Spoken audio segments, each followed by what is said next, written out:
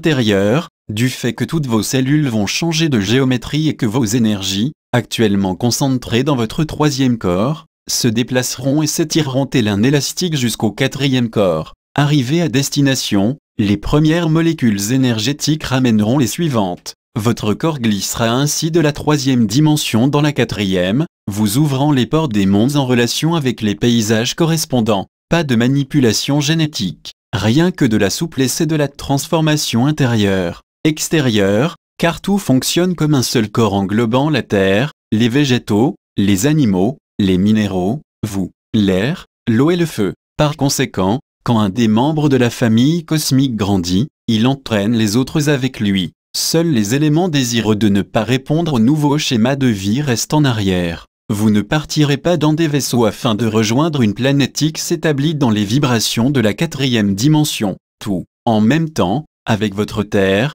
vous glisserez sur une résonance magnétique plus intense. Pourquoi, selon vous, notre ami KRYEON a-t-il travaillé sur votre grille magnétique? Regardons de plus près ce qui va se passer pour vos frères demeurant dans ce monde présent. Les événements seront tous qualifiés par un seul mot, effondrement, de manière à créer en eux une matrice mémorielle relative à ce passage de dimension. Ils vivront l'éclatement des valeurs illusoires et aliénantes construites autour de l'argent roi et des faux pouvoirs ou faux prophètes. Ainsi, en quittant cette planète avec une dualité implantée dans ces sacs de mémoire, ils travailleront à intégrer ces données nouvelles et à se nettoyer en vue de s'accorder aux vibrations supérieures de l'esprit. Oui, une dualité s'installera en eux, comme pour vous il y a fort longtemps au cours d'une situation similaire, cela faisant partie de l'apprentissage de l'humain. On ne naît pas humain, on le devient par degrés, par étapes et par franchissement de cercles de sagesse. Là aussi, puisque nous avons abordé le sujet des faux prophètes,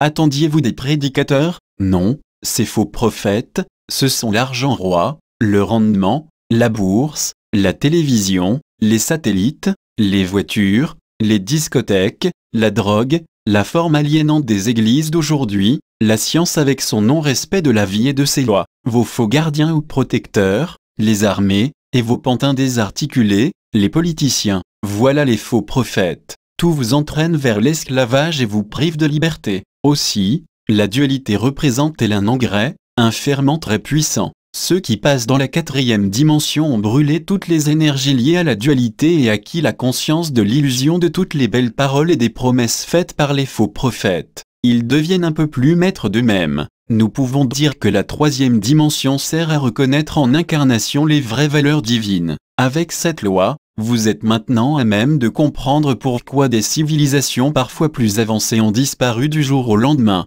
Les ruines de certaines correspondent à leur phase décadente, comme la vôtre actuellement. Et oui, vous vivez cette période. Alors, ironiquement, cela peut être un bon signe si vous abrégez ce temps de maturation. Pour cela, soyez attentif à vos mal-être, à vos refus d'adhérer à des schémas prédigérés, à vos intuitions et, envers et contre tout, écoutez votre petite voix intérieure qui cherche désespérément à se faire entendre. En clair, décodez le message de vos cellules qui vous transmettent une somme considérable d'énergie afin de vous faire prendre le bon chemin. Plus que jamais l'heure est à l'écoute du soi. Savez-vous enfin ce qu'il représente? Non, nous vaguement, je le ressens bien. Ce soi, c'est vous uni. Bon, je vous l'accorde uni. Comment y arriver? Très simplement, en respectant toutes les petites interventions de vos cellules dans votre quotidien, et par là j'entends un retour à la vie de chaque instant dans la matière. Ne vous projetez pas hors de votre monde, cela équivaudrait à renoncer à soi.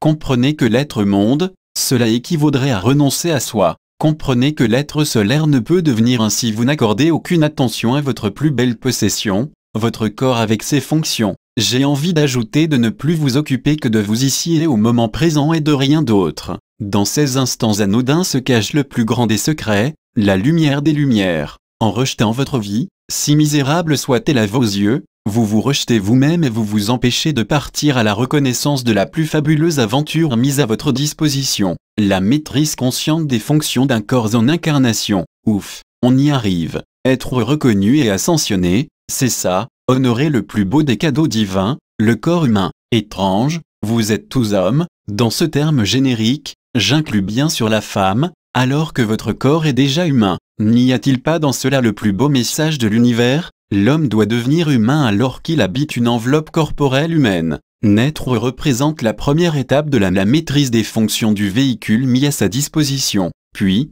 un laps de temps lui a été imparti afin de démontrer sa puissance à le gouverner. Alors, quand retrouverez-vous la mémoire de votre plus grande mission? Ne vous y trompez pas, occuper un poste X ou Y ne signale pas votre arrivée dans la volonté de gérer les fonctions vitales. Et pourquoi vitales? Selon vous, la mort n'étant qu'une réponse à votre défaillance de maîtrise, pour vous installer dans vos corps de lumière, vous êtes dans l'obligation d'apprendre à reconnaître les organes correspondant à chaque corps, leurs interréactions, leur pouvoir physique et subtil, et d'en prendre le gouvernail. À chaque dimension, son lot délivre une foule d'informations contradictoires ou duels et vous devez unir ce qui semble opposé. Une prise de conscience et de position redonne une partie de son propre pouvoir de contrôle au soi. Retranscrit par Francesca du blog http://francesca1.1blog.fr/